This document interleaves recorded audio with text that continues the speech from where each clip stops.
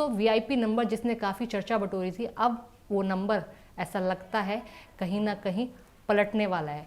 क्योंकि जिस शख्स ने ये वीआईपी नंबर खरीदा था उस पर अब आयकर विभाग के छापेमारी की बात कही जा रही है। दरअसल दोस्तों बीते हफ्ते बुधवार को नीलामी में HR88B8888 नंबर जो वीआईपी नंबर के तौर पर बिक्री हुआ था, जिसकी नीलामी हुई थी, सबसे महंगी आज तक की नीलामी बताई गई थी,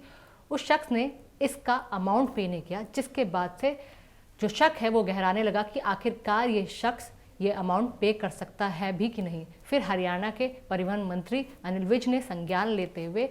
इस शख्स के नंबर प्लेट और साथ ही इस शख्स की जो इनकम है उसकी जांच करने की बात कही है, और साथ ही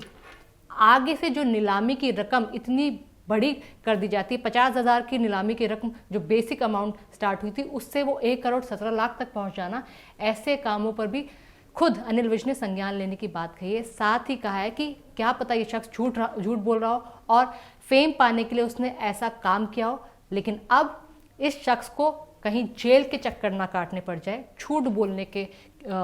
आधार पर। और क्योंकि ये जो नीलामी वाली वेबसाइट होती है सरकारी, इसको बताया जा रहा है, और अगर ऐसे कामों में अगर ये शख्स लिप्त हो रहा है तो यानी कि डाउट बढ़ता जा रहा है। तो दोस्तों इस शख्स पर अब अनिल विज ने शिकंजा कस लिया है और जल्द से जल्द आयकर विभाग की छापेमारी भी इसके घर हो सकती है और इसका पूरा बैकग्राउंड चेकअप किया जाएगा।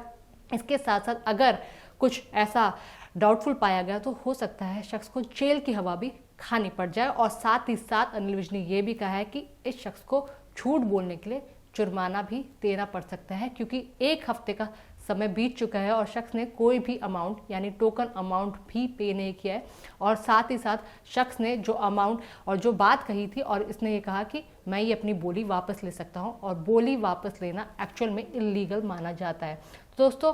पहले तो HR88B8888 जो बी भी 8 जैसा दिखता है, इस नंबर से वीआईपी नंबर से इस शख्स ने काफ़ी सुर्खियाँ बटोरी, लेकिन 1 हफ्ते के भीतर सुर्खियाँ बटोर कर ये खुद